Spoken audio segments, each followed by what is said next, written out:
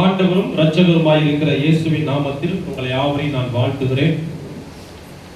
இந்த நாளிலே கர்த்தருடைய வார்த்தைக்காக எடுத்துக்கொள்ளப்பட்ட வேத வார்த்தை செப்பனியா எழுதின தீர்க்கதரிசன புஸ்தகம் 3வது அதிகாரம் 20வது வசனத்தை நான் வாசிக்கிறேன். பூமியில் உள்ள சகல ஜனங்களுக்குள்ளும் நான் உங்களை கீர்த்தியும் புகழ்ச்சியுமாக வைப்பேன் என்று கர்த்தர் சொல்லுகிறார். ஆமென். அல்லேலூயா.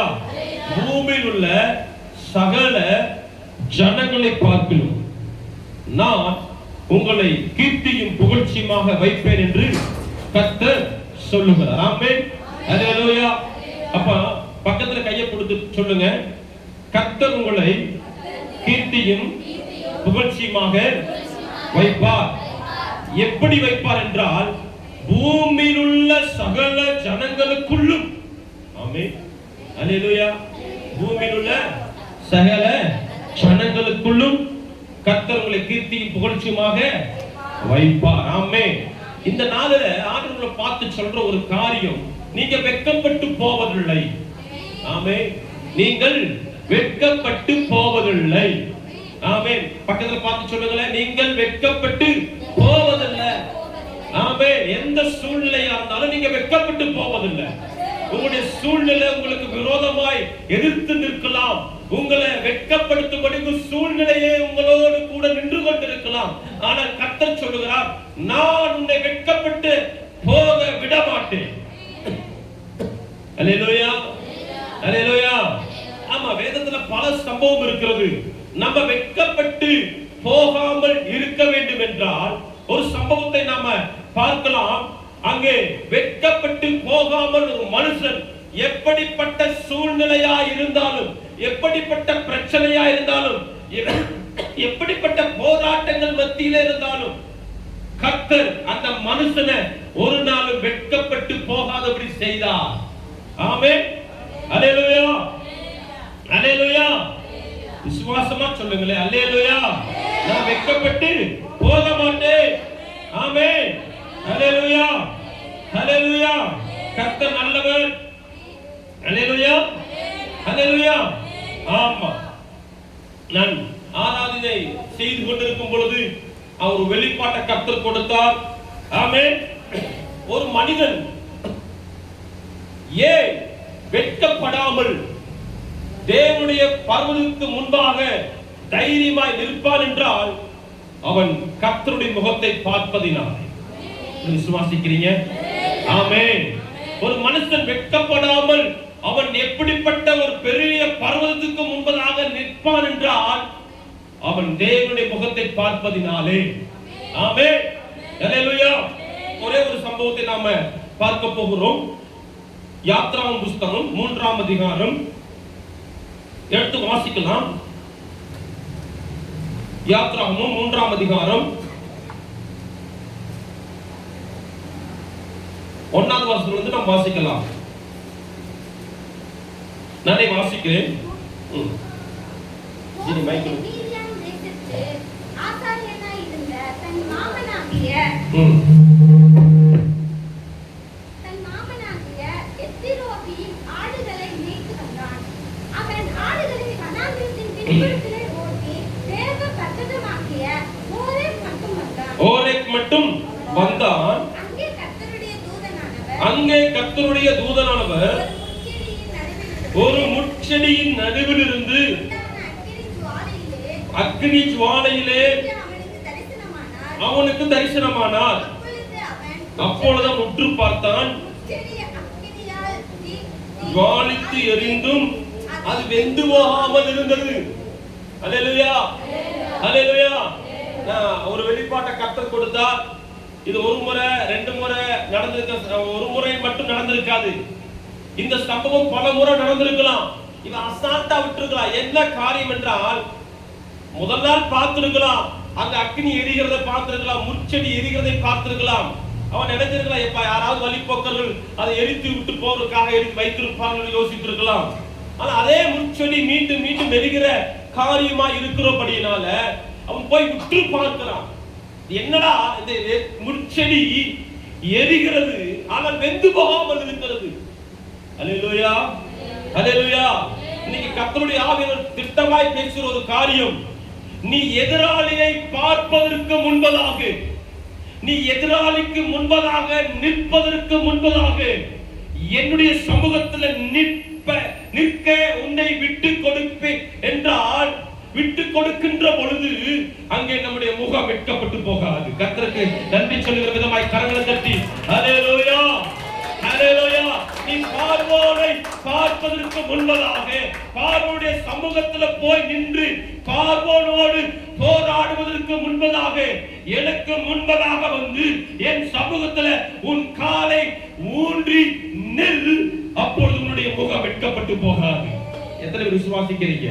இதுதான் அங்கே கர்த்தருடைய ஆவியானவர், கர்த்தருடைய தூதனானவர் இந்த மோசேக்கு சொல்லுகிறார், நீ என் சமூகத்தில் வா, எனக்கு முன்பதாக நில், அப்பொழுது நான் உனக்கு பலனையும் சத்துவத்தையும் கொடுப்பேன் என்று கர்த்தர் சொல்லுகிறார். தேவ பிள்ளைகளே, இன்னைக்கு கர்த்தருடைய சமூகத்தில் வந்து நீங்க நிற்பீர்கள் என்று சொன்னார், நீங்க வெளியே புறப்பட்டு போகிற பொழுது உங்களுக்கு விரோதமாய், ஹல்லேலூயா, ஹல்லேலூயா, கர்த்தருடைய ஆவியானவர் சொல்லுகிறார், எனக்கு முன்னாடி நின்னா இன்னைக்கு உன் வாழ்க்கையில கர்த்தர் பெரிய காரியம் செய்வாராக. ஆமென். ஹல்லேலூயா. அது வாசிங்க. அப்பொழுது மோசே, இந்த முச்செடி வெந்து போகாது இருக்கிறது என்ன, நான் கிட்ட போய் இந்த அற்புத காட்சியை பார்ப்பேன் என்றான். அவன் பார்க்கும்படி கிட்ட வருகிறதை கர்த்தர் கண்டார். முச்செடியில் நடுவில் இருந்து தேவன் அவனை நோக்கி, மோசே மோசே என்று கூப்பிட்டார். அவன் இதோ அடியேன் என்றான். ஹல்லேலூயா, ஹல்லேலூயா, ஹல்லேலூயா. கிட்ட போய் பார்க்கிறான். ஆண்டவர் சொல்றாரு, நம்பிக்கையுடைய சிறகுகளே அவனுக்கு திரும்புங்கள். ஹல்லேலூயா, அவனுக்கு திரும்புங்கள். நம்ம கிட்ட சேர வேண்டும் என்று கர்த்தர் விரும்புகிறார். ஆமென். நம்ம தூரத்துல நின்னு ஆண்டவரை பார்த்தது போதும், இன்னும் நாம் கிட்ட சேர வேண்டும் என்று கர்த்தர் விரும்புகிறார். ஆமென். ஹல்லேலூயா. ஒரு வசனம் அழகாக ஒரு தீர்க்கதரிசி எழுதுகிறார். ஆண்டவர் சொல்லுகிறார், நீ நடந்து வந்த அந்த ஆற்றை பாரு, எங்க நிற்கிறாய்? நான் கணுக்கால் அளவில் நிற்கிறேன், போதாது, நீ புறப்பட்டு முழங்கால் அளவுக்கு ஆழத்துல வந்து நில்லுங்கிறார். ஆண்டவர் அங்க வந்து நிற்கும் பொழுது சொல்றார், போதாது. ஹல்லேலூயா. அவன் சொல்லுகிறான், மூழ்கி மூழ்கி நீந்த தக்கதான ஆழத்துக்குள்ள கர்த்தர் அவனை கொண்டு வருகிற பொழுது அப்புறத்திலே அவன் ஒரு காரியத்தை பார்க்கிறான், ஒரு செழிப்புள்ள இடத்தை பார்க்கிறான். ஆமென். ஹல்லேலூயா. அப்போ கிட்ட கர்த்தருடைய சமூகத்துல கிட்ட போய் நிற்கிற பொழுது அங்கே கர்த்தருடைய முகத்தை நம்மால பார்க்க முடியும். விசுவாசிக்கிறீங்க? ஆமென். நம்ம கர்த்தருடைய முகத்தை பார்க்கணும்னா அவர் கிட்ட சேர வேண்டும் என்று கர்த்தர் விரும்புகிறார். மோசே கிட்ட போய் பார்க்கிறான். அது என்ன காட்சி, அது ஏன் அப்படி வெந்து போகாமல் இருக்கிறது என்று சொல்லி அவன் கிட்ட போய் பார்க்கிறான். கிட்ட போகிற பொழுது கர்த்தர் அவனோடு பேச ஆரம்பிக்கிறாங்க. ஹல்லேலூயா. கர்த்தர் அவனோடு பேச ஆரம்பிக்கிறார்.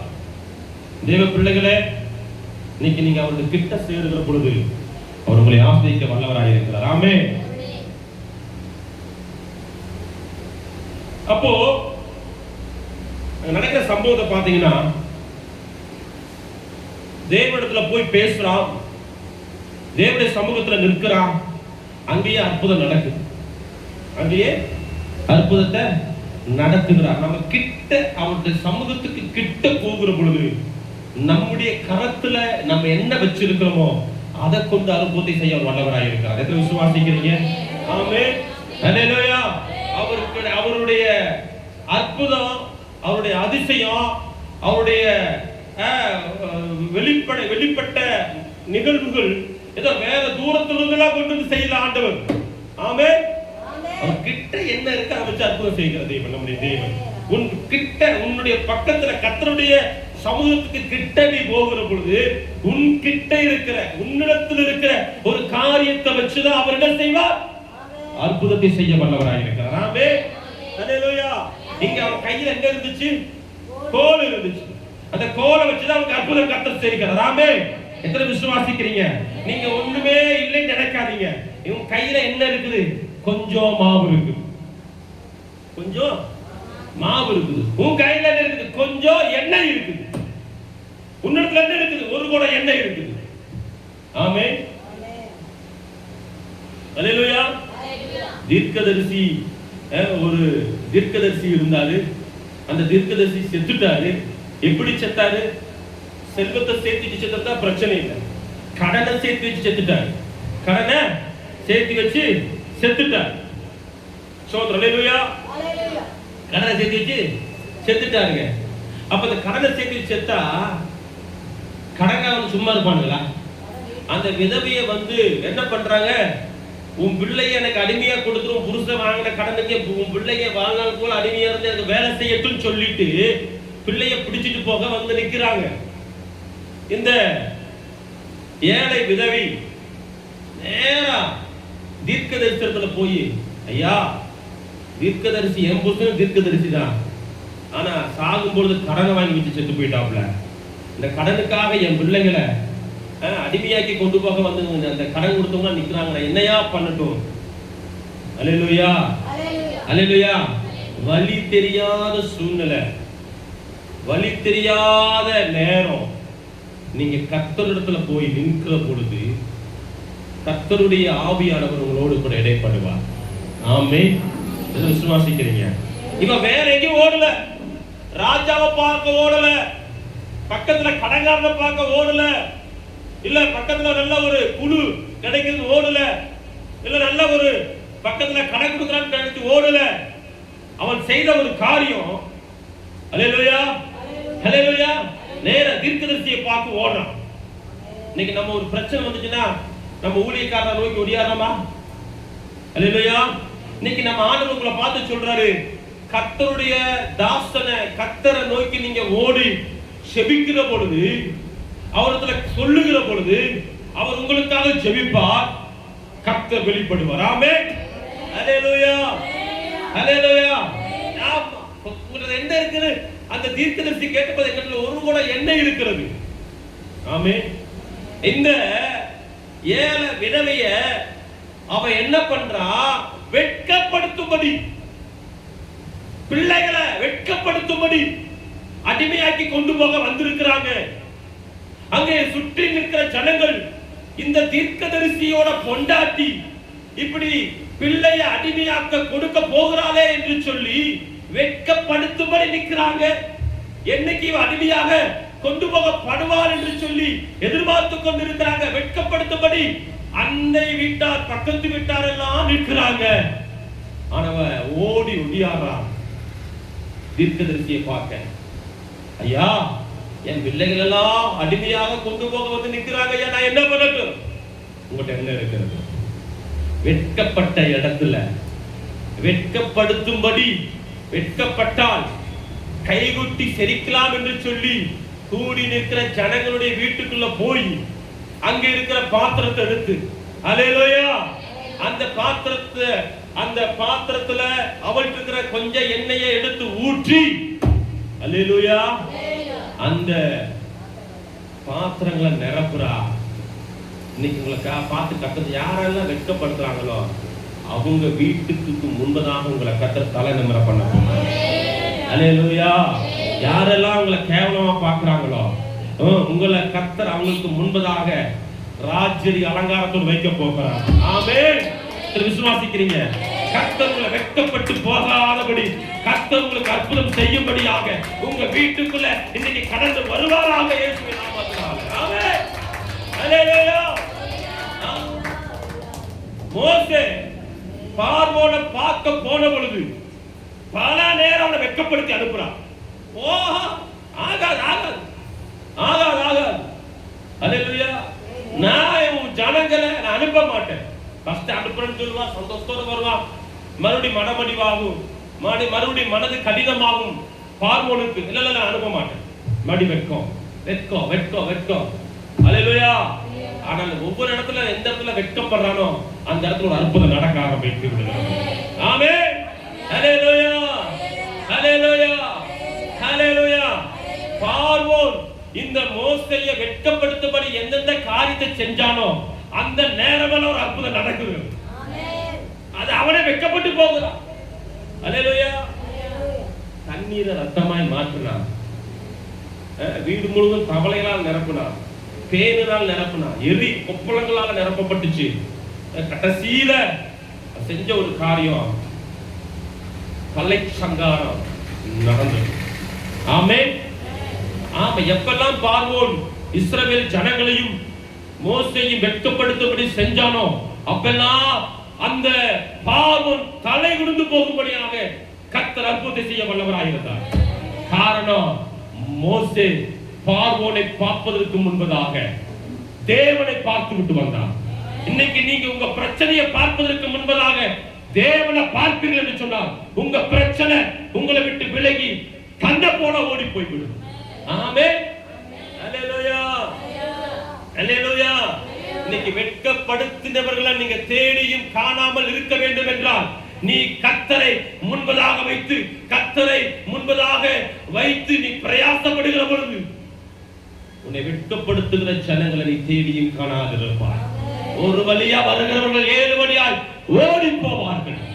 ஆமென். எத்தனை விசுவாசிக்கிறீங்க? உங்களை வெட்கப்படுத்தும்படி ஒரு வழியா வந்தா 7 வழியா அவங்களை ஓடும்படி கர்த்தர் இந்த நாள்ல உங்களோடு கூட அவர் கடந்து வருகிற தெய்வமாயிருக்கிறார். கரங்களை தட்டி கர்த்தருக்கு நன்றி செலுத்தலாம். அல்லேலூயா. அல்லேலூயா. இது புறஜாதியார் செய்கிற காரியம். ஆனால் சொந்த வீட்டுக்குள்ளேயே ஒருத்தி ஒருவளை கேவலப்படுத்திட்டே இருந்தா. எடுத்து வாசிக்கலாம். 1 சாமுவேல் 1ஆம் அதிகாரம் 6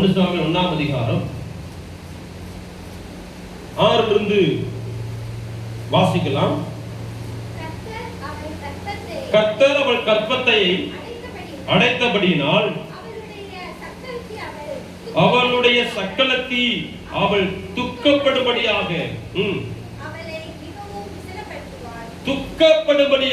மிகவும் விசனப்படுத்துறார். யாரு? அவளுடைய சக்களத்தி. இது யாரை குறித்து போடப்பட்டிருக்கிறது? அன்னாளை குறித்து போடப்பட்டிருக்கிறது. அன்னாளுடைய கணவன் பெயர் எல்கானா. இந்த எல்கானாவுக்கு 2 பொண்டாட்டி. ஒருத்தி பெயர் அன்னா, ஒருத்தி பெயர் பெனினாள். இந்த பெனினாள் அண்ணாவை வெட்கப்படுத்திட்டே இருக்கிறான். உன் கற்பம் செத்து போச்சு, உன் கற்பம் அடைக்கப்பட்டிருக்கிறது, நீ என் கணவனுக்கு பிள்ளையை பெற்றுக் கொடுக்க முடியாது, நீ மலடி என்று சொல்லி அவளை வெட்கப்படுத்திக் கொண்டே இருந்தாள். 7ஆம் வசனம் சொல்லப்பட்டிருக்கிறது, அவள் கர்த்தருடைய ஆலயத்திற்கு போகும் சமயத்தில் அவன் வருஷந்தோறும் அந்த பிரகாரமாய் செய்வான். இவள் அவளை மனமடிவு ஆக்குவாள். அப்பொழுது அவள் சாப்பிடாமல் அழுது கொண்டிருக்கிறாள். சொந்த வீட்டுக்குள்ள பிரச்சனை, சொந்த வீட்டுக்குள்ள போராட்டம், சொந்த வீட்டுக்குள்ள அவளுடைய தலை நிமிர பண்ணாதபடி தலை குழந்த வாழ்க்கை. உன் வீட்டுக்கு அப்படிப்பட்ட சூழ்நிலை இருக்கும் என்று சொன்னான். இன்னைக்கு கர்த்தருடைய சமூகத்துல போய், ஆண்டவரே என் தலையை நிமிர பண்ணுகிற கர்த்தர் நீர் மாத்திரமே என்று ஒப்புக்கொடுங்க. இன்னைக்கு கர்த்தர் உங்க தலையை நிமிர பண்ண வல்லவராயிருக்கிறார். கரங்களை தட்டி கர்த்தருக்கு நேராக. ஆமென். ஹல்லேலூயா. சொந்த வீட்டுக்குள்ள போராட்டம், சொந்த வீட்டுக்குள்ள பிரச்சனை, சொந்த வீட்டுக்குள்ள பாடுகள். ஆமென். ஹல்லேலூயா. இவன் நேரா ஒண்ணுமே அழுதுட்டே இருந்தான். நேரா கர்த்தருடைய ஆலயத்துல போய் வசனம் சொல்லப்பட்டிருக்கிறது, அவளுடைய இருதயத்தை கர்த்தருடைய சமூகத்துல ஊற்றி விட்டார். அல்லேலூயா.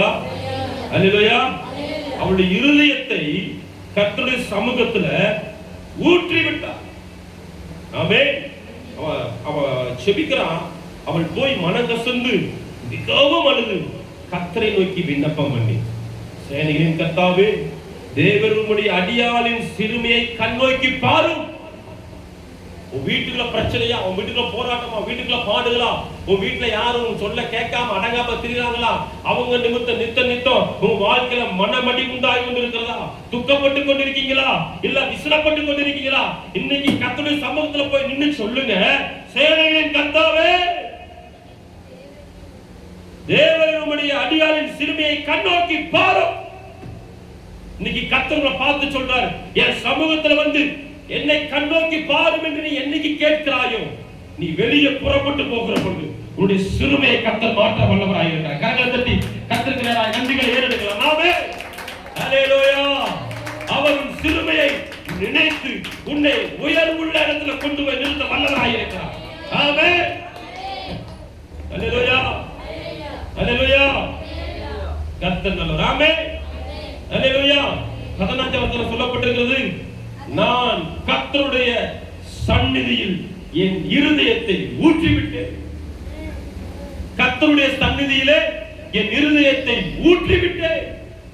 உங்க இருதயத்தை என்னைக்கு கர்த்தருடைய சமூகத்துல ஊற்றுறீங்களோ அன்னைக்கு கர்த்தர் தலையை நிமிர பண்ண வல்லவராய் இருக்கிறார். கரங்களை தட்டி ஹல்லேலூயா. ஹல்லேலூயா.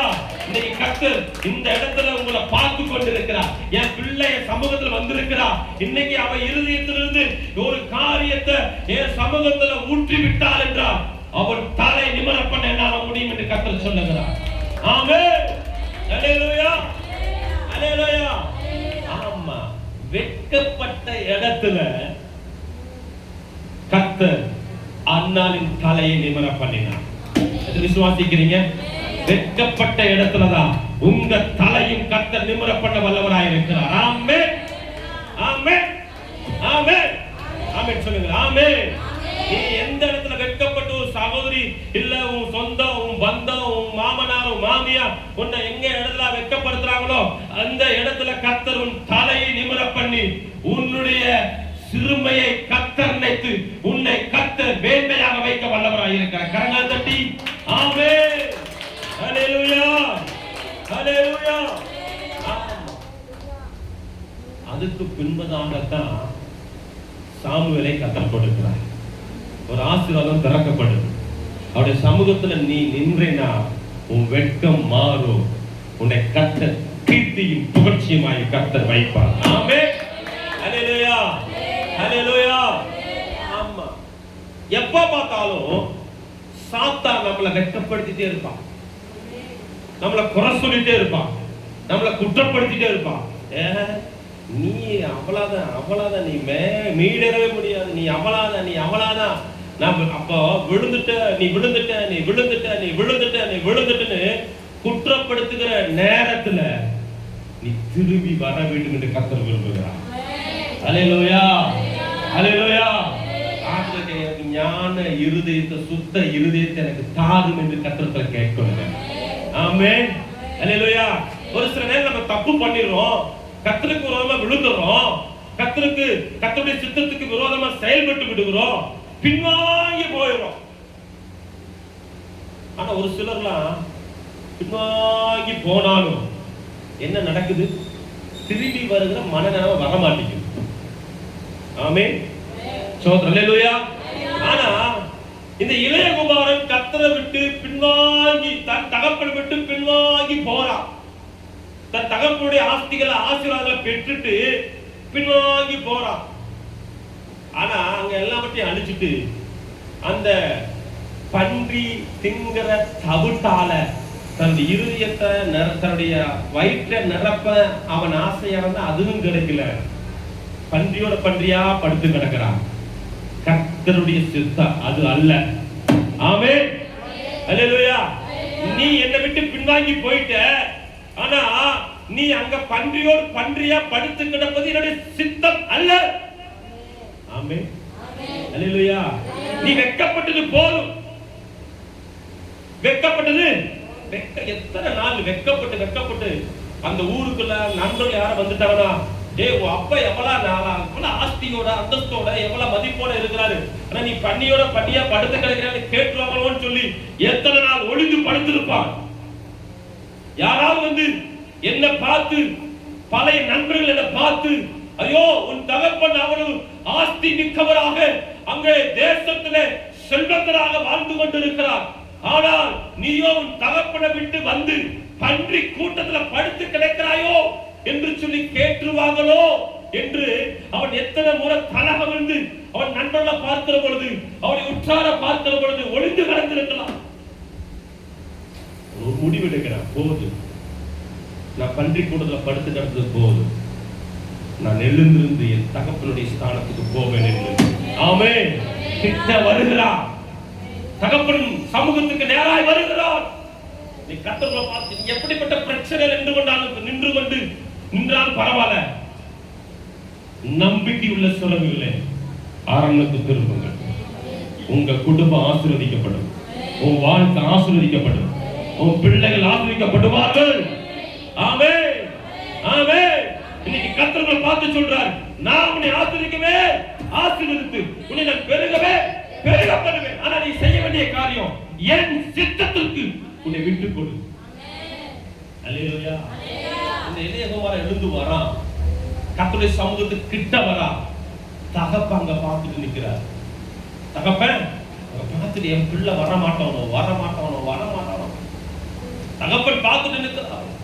இவன் திரும்ப வருகிறார், வெட்கத்தோடு வருகிறார், கண்ணீரோடு வருகிறார், கவலையோடு வருகிறார். ஐயோ, என்ன பார்க்கறவங்க யாரும் சொல்லிடுவாங்களே, எப்படி இருந்தவன் இப்படி ஆயிட்டாயா, எவ்வளவு செல்வந்தனாயிருந்த பிச்சைக்காரனோட கேவலம் ஆயிட்டாயா, இவனை ஏன் இப்படி நிலைமையில தள்ளுறதுக்கான கொழுப்பு சொல்லிட்டு எத்தனை பேர் என்னை பார்த்து கிண்டல் அடிப்பாங்களோ.